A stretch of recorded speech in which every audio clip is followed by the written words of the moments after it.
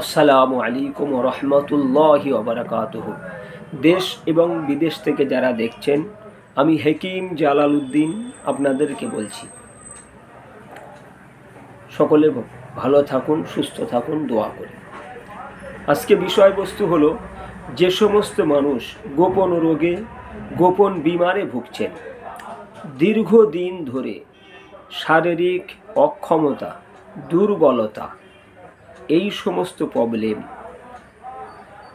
গোপন রোগে ভুগছেন, অবশ্যই আমাদের এখান থেকে গোপন রোগের ঔষধ ও দোয়া তাবিজ দেওয়া হয়। আপনারা অবশ্যই আমাদের ফোন নম্বরে যোগাযোগ করে আমাদের এখান থেকে গোপন রোগের জন্য দোয়া তাবিজ ও ঔষধ আপনি অর্ডার করতে পারবেন।